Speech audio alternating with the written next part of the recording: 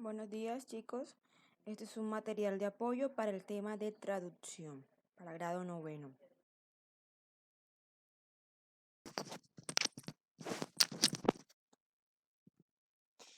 Si recordamos un poco el dogma central de la biología molecular, aquí incluimos tres procesos: la replicación, la transcripción y en este caso nos centraremos en la traducción. La traducción de ARN mensajero.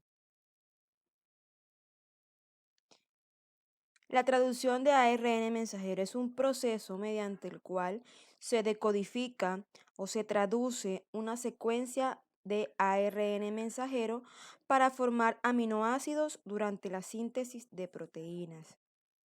Entonces, la traducción es el paso de la información de ARN mensajero o el uso de esta para formar proteínas. Miremos qué es una proteína y cuáles son sus funciones. Las proteínas son moléculas formadas por unas subunidades o unos compuestos aún más pequeños llamados aminoácidos. La unión de muchos aminoácidos forma proteínas. Estos aminoácidos se encuentran unidos mediante enlaces que se llaman enlaces peptídicos.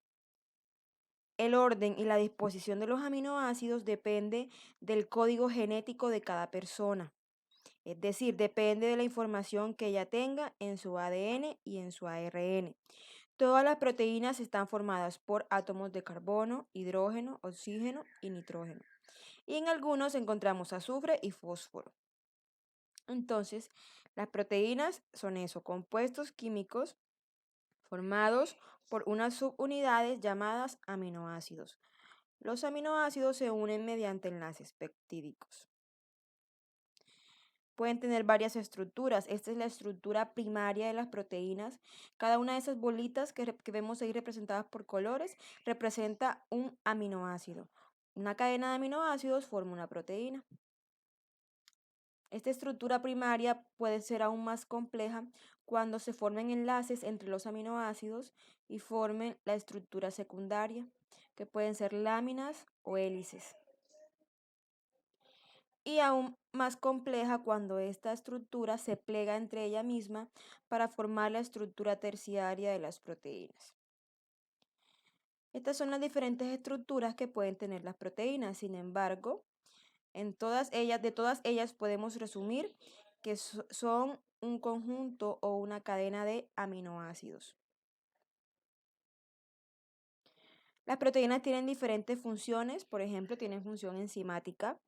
Eso tiene que ver con el proceso del metabolismo celular y la digestión de los alimentos. Muchas proteínas son enzimas digestivas. Función hormonal, muchas proteínas son hormonas, como por ejemplo la insulina y el glucagón, que se encargan de regular la cantidad de glucosa o azúcar en la sangre. Función homeostática, ayudan al equilibrio osmótico y actúan como sistemas amortiguadores de pH entre el medio interno y el medio extracelular. Tienen función defensiva, muchas proteínas actúan o hacen parte de nuestro sistema inmunológico. Función de transporte, las proteínas transportan elementos o sustancias en el interior de nuestro organismo. Función contráctil, como las proteínas que hacen parte de los músculos que ayudan a la contracción muscular. Y función de reserva, almacenan sustancias de importancia para nuestro cuerpo, como por ejemplo la ovoalbúmina, que está en la clara del huevo, la gliadina, que está en el grano de trigo, entre otras sustancias. Entonces, las proteínas tienen diversas funciones, es decir, son compuestos muy importantes para los seres vivos. Entonces, nuestro cuerpo tiene proteínas mediante la traducción del ARN mensajero u obtiene proteínas que se obtienen de nuestra dieta diaria. ¿Cómo ocurre el proceso de traducción del ARN mensajero para formar proteínas? Aquí intervienen tres componentes o tres protagonistas o tres actores principales. El primero es el ARN mensajero, que es el que se va a utilizar como molde para decodificar o para traducir la información que se tiene en él. El segundo es el ribosoma. El ribosoma es un organelo celular que está formado por ARN, de hecho se llama ARN ribosomal porque está en el ribosoma, y es el organelo celular encargado de la síntesis de proteínas.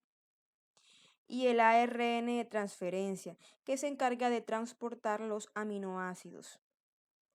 ¿Cómo funciona todo este proceso de la traducción del ARN mensajero a proteínas? Miremos. Resulta que nuestro ARN mensajero está organizado o tiene bases nitrogenadas. Cada una de esas letras U, A, C, G, como ya lo vimos en clase, son bases nitrogenadas.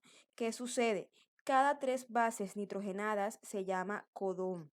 Cada codón lleva información para sintetizar o producir un aminoácido.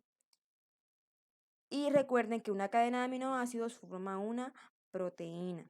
También tenemos codones de inicio y codones de parada, es decir, el ribosoma se une con su subunidad mayor y subunidad menor, se unen a una cadena de ARN mensajero. Deben encontrar un codón de inicio que les dé la señal para la síntesis de proteínas. Y el ARN de transferencia va a comenzar a leer o a decodificar la información que está en el ARN mensajero, codón por codón, y van sintetizando o produciendo aminoácidos, que se van uniendo uno con uno hasta formar una larga cadena de aminoácidos, que es lo que se conoce como proteínas. Todo este proceso termina cuando el ARN de transferencia encuentra un codón de parada, que le da la señal que ahí debe terminar la síntesis o producción de proteínas. Y así se sintetizan aminoácidos, largas cadenas que forman proteínas. Para esto se utiliza el código genético. ¿Qué es el código genético? El código genético es el conjunto de todos los codones que existen, es decir, todas las combinaciones de bases nitrogenadas que pueden haber. Entonces aquí tenemos, por ejemplo, eh, si tengo 3 bases y las 3 bases son uracilo, esa información me va a codificar la producción de un aminoácido. Los aminoácidos los podemos observar acá, se llaman fenilalanina, leucina, isoleucina, metionina, valina, treonina, prolina, serina. Y también si usted observa tenemos codones de parada, que son los que indican cuándo va a terminar la producción de la proteína. Es decir, a medida que el ribosoma vaya avanzando por la cadena de ARN, va codificando o va traduciendo y va convirtiendo cada uno de esos codones en un aminoácido, hasta sintetizar una larga cadena de aminoácidos, que es lo que va a formar una proteína.